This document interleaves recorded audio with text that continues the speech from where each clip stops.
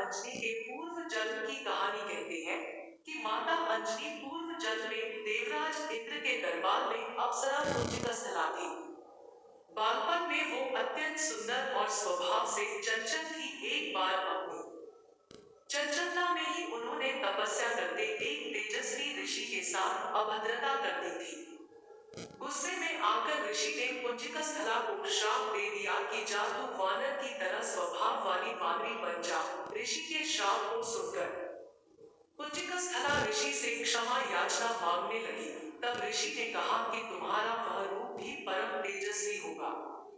तुमसे एक ऐसे पुत्र का जन्म होगा जिसकी कीर्ति और यश से तुम्हारा नाम युगों युगों तक अमर हो जाएगा। अंजनी को वीर पुत्र का आशीर्वाद मिला। ऋषि के श्राप से त्रेता युग में अंजना में नारी वानर के रूप में धरती पे जन्म लेना पड़ा। इंद्र जिनके हाथ में पृथ्वी के सृजन की कमान है, स्वर्ग में स्थित इंद्र के दरबार महल में हजारों अप्सरा सेविकाएं थी, जिनमें से एक थी अंजना। अप्सरा पुंजिकस्थला अंजना की सेवा से प्रसन्न होकर इंद्र ने उन्हें मनचाहा वरदान मांगने को कहा। अंजना ने हिचकिचाते हुए उनसे कहा कि उन पर एक तपस्वी साधु का श्राप है, अगर हो सके तो उन्हें उससे मुक्ति दिलवा दे।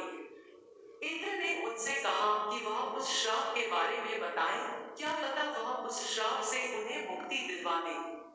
अंजना ने उन्हें अपनी कहानी सुनानी शुरू की। अंजना ने कहा, बालपन में जब मैं खेल रही थी तो मैंने एक वानर को तपस्या करते देखा। मेरे लिए यह एक बड़ी आश्चर्य वाली घटना थी, इसलिए मैंने उस तपस्वी वानर पर फल फेंकने शुरू कर दिए। बस यही मेरी गलती थी, क्योंकि वह कोई आम वानर नहीं बल्कि एक तपस्वी साधु थे। मैंने उनकी तपस्या भंग कर दी और क्रोधित होकर उन्होंने मुझे श्राप दे दिया कि जब भी मुझे किसी से प्रेम होगा तो मैं वानर बन जाऊंगी। मेरे बहुत गिड़गिड़ाने और माफी मांगने पर उस साधु ने कहा कि मेरा चेहरा वानर होने के बावजूद उस व्यक्ति का प्रेम मेरी तरफ कम नहीं होगा। अपनी कहानी सुनाने के बाद अंजना ने कहा कि अगर इंद्रदेव उन्हें इस श्राप से मुक्ति दिलवा सके तो वह उनकी बहुत आभारी होंगी।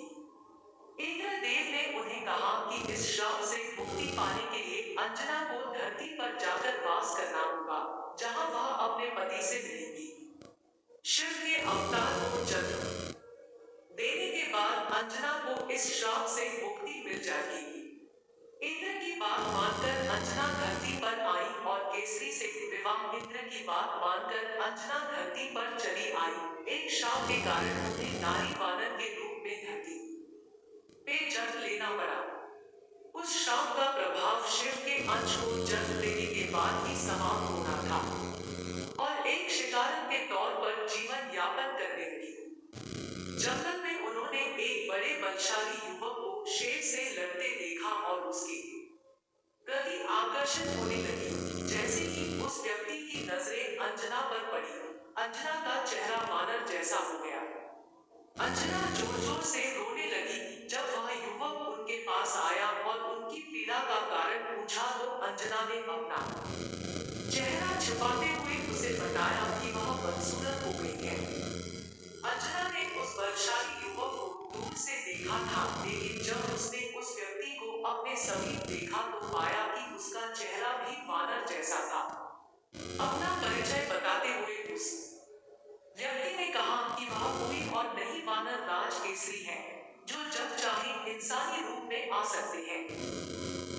अंजना का वानर जैसा चेहरा उन दोनों को प्रेम करने से नहीं रोक सका और जंगल में केसरी और अंजना ने विवाह कर लिया।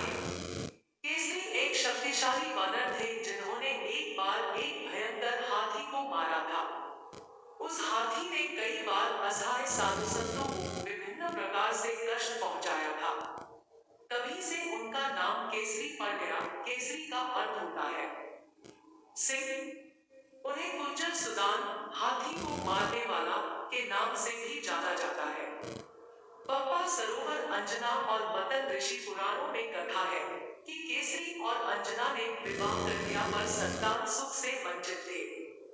अंजना अपनी इस पीड़ा को लेकर मंथन ऋषि के पास गई। तब मंथन ऋषि ने उनसे कहा, पप्पा, कई लोग इसे पंपा सरोवर भी कहते हैं। सरोवर के पूर्व में नरसिंह आश्रम है। उसकी दक्षिण दिशा में नारायण पर्वत पर स्वामी तीर्थ है। वहां जाकर उसमें स्नान करके 12 वर्ष तक तप एवं उपवास करने पर तुम्हें पुत्र सुख की प्राप्ति होगी। मंथन रामायण कालीन एक ऋषि थे जो शबरी के गुरु थे।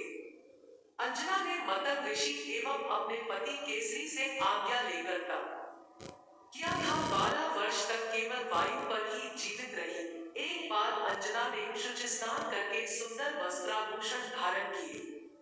तब वायु देवता ने अंजना की तपस्या से प्रसन्न होकर उस समय पवन देव ने उसके कर्णरंध्र में प्रवेश कर उसे वरदान दिया कि तेरे यहाँ सूर्य, अग्नि एवं सुवर्ण के समान तेजस्वी, वेद वेदांगों का मर्मज्ञ, विश्वज्ञ महाबली पुत्र होगा।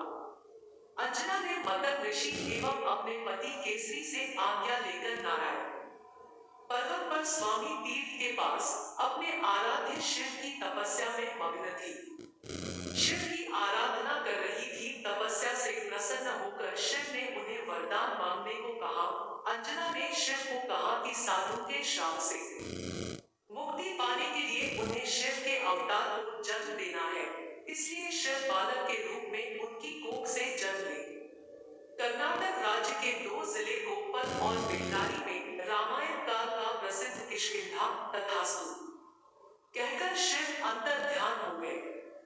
इस घटना के बाद एक दिन अंजना शिव की आराधना कर रही थी और दूसरी तरफ अयोध्या में इक्ष्वाकु वंशी महाराज अज के पुत्र और अयोध्या के महाराज दशरथ अपनी 3 रानियों के कौशल्या, सुमित्रा और कैकेयी सात पुत्र रत्न की प्राप्ति के लिए श्रृंगी ऋषि को बुलाकर पुत्र कामेष्टि यज्ञ के साथ यज्ञ कर रहे थे। यज्ञ की पूर्णाहुति पर स्वयं अग्नि देव ने प्रकट होकर श्रृंगी को खीर का एक स्वर्ण पात्र, कटोरी दिया और कहा, ऋषिवर, यह खीर राजा की तीनों रानियों को खिला दो। राजा की इच्छा अवश्य पूर्ण होगी, जिसे तीनों रानियों को खिलाना था। लेकिन इस दौरान एक चमत्कारी घटना हुई। एक पक्षी उस खीर की कटोरी में थोड़ा सा खीर अपने पंजों में फंसा कर ले गया और तपस्या में लीन अंजना के हाथ में गिरा दिया। अंजना ने शिव का प्रसाद समझकर उसे ग्रहण कर लिया। हनुमान जी का जन्म त्रेता युग में अंजना के पुत्र के रूप में चैत्र शुक्ल की पूर्णिमा की महानिशा में हुआ। अन्य कथा अनुसार हनुमान अवतार सामान्य लंकाधर के संबंध में यही माना जाता है कि सीता की खोज करते हुए लंका पहुंचे और रावण के पुत्र सहित अनेक राक्षसों का अंत कर दिया। तब रावण के पुत्र मेघनाद ने श्री हनुमान को ब्रह्मास्त्र छोड़कर काबू किया और रावण ने श्री हनुमान की पूंछ में आग लगाने का दंड दिया। तब उसी जल्दी पूंछ से श्री हनुमान ने लंका में आग लगा रावण का दम चूर किया। किंतु पुराणों में लंकाधर के पीछे भी एक और रोचक कथा जुड़ी है, जिसके कारण श्री हनुमान ने पूंछ से लंका में आग लगाई। श्री हनुमान शिव अवतार है। शिव से ही जुड़ा है यह रोचक प्रसंग। एक बार माता पार्वती की इच्छा पर शिव ने कुबेर से सोने का सुंदर महल का निर्माण करवाया। किंतु रावण इस महल की सुंदरता पर मोहित हो गया। वह ब्राह्मण का वेश रखकर शिव के पास गया। उसने महल में प्रवेश के लिए शिव पार्वती से पूजा कराई। दक्षिणा के रूप में वह महल ही मांग लिया।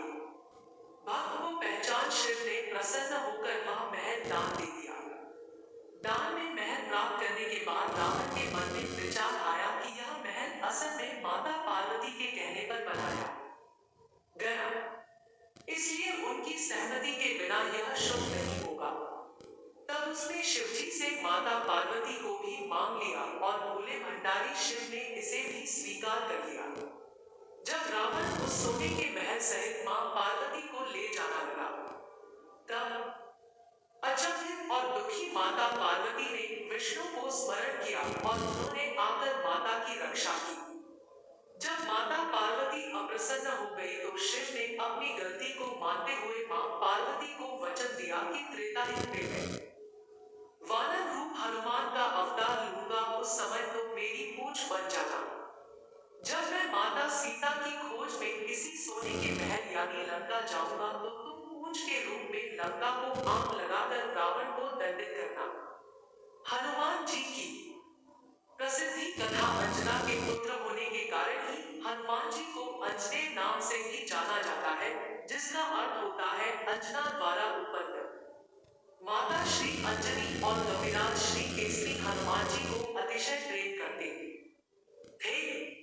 श्री हनुमान जी को सुलाकर वो फल फूल लेने गए थे। इसी समय बाल हनुमान भूख एवं अपनी माता की अनुपस्थिति में भूख के कारण आक्रमण करने लगे। इसी दौरान उनकी नजर क्षितिज पर पड़ी। सूर्योदय हो रहा था। बाल हनुमान को लगा कि यह कोई लाल फल है। तेज और पराक्रम के लिए कोई अवस्था नहीं होती। यहाँ पर तो श्री हनुमान जी के रूप में माता श्री अंजनी के गर्भ से प्रत्यक्ष शिवशंकर अपने 11वें रुद्र में लीला कर रहे थे और श्री पवनदेव ने उनके उड़ने की शक्ति भी प्रदान की थी। जब शिशु हनुमान को भूख लगी तो वे उड़ते हुए सूर्य को फल समझकर उसे पकड़ने आकाश में उड़ने लगे। उस लाल फल को लेने के लिए हनुमान जी वायुवेग से आकाश में उड़ने लगे। उनको देखकर देव दानव सभी विस्मयतापूर्वक कहने लगे कि बाल्यावस्था में ऐसे पराक्रम दिखाने वाला यौवनकाल में क्या नहीं करेगा। उधर भगवान सूर्य ने उन्हें अबोध शिशु समझकर अपने तेज से नहीं जलने दिया। जिस समय हनुमान सूर्य को पकड़ने के लिए लपके, उसी समय राहु सूर्य पर ग्रहण लगाना चाहता था। हनुमान जी ने सूर्य के ऊपरी भाग में जब राहु का स्पर्श किया तो वह भयभीत होकर वहां से भाग गया। उसने इंद्र के पास जाकर शिकायत की, देवराज नया एरियल फोर्सेस 100 से नेता चैलेंज ऑन। अच्छा जल्दी देश में और कोई सूर्य को पकड़ने के लिए लपके, उसी समय राहु सूर्य पर ग्रहण लगाना चाहता था। हनुमान जी ने सूर्य के ऊपरी भाग में जब राहु का स्पर्श किया तो वह भयभीत होकर वहां से भाग गया।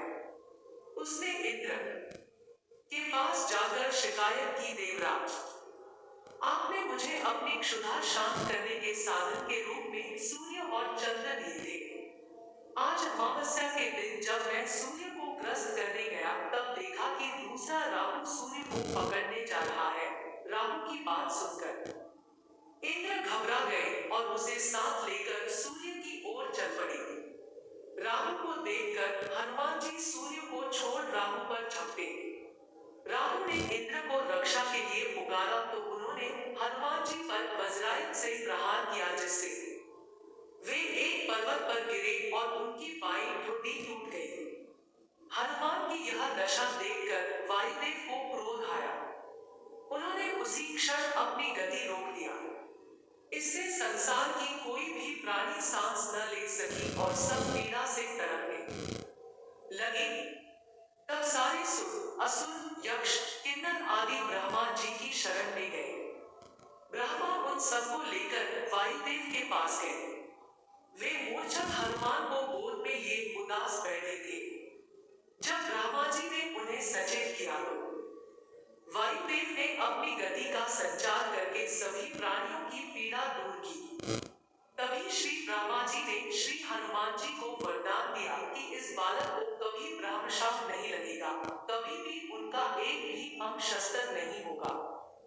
ब्रह्मा जी ने अन्य देवताओं से भी कहा कि इस बालक को आप सभी वरदान दें। तब देवराज इंद्रदेव ने हनुमान जी के गले में कमल की माला पहनाते हुए कहा कि मेरे वज्र प्रहार के कारण इस बालक की हनु दाढ़ी टूट गई है, इसीलिए इन कपिश्रेष्ठ का नाम आज से हनुमान रहेगा और मेरा वज्र भी इस बालक को नुकसान न पहुंचा सके, ऐसा वज्र से कठोर होगा।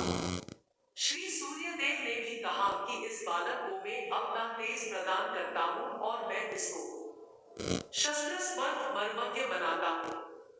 हनुमान जी के कुछ नाम एवं उनका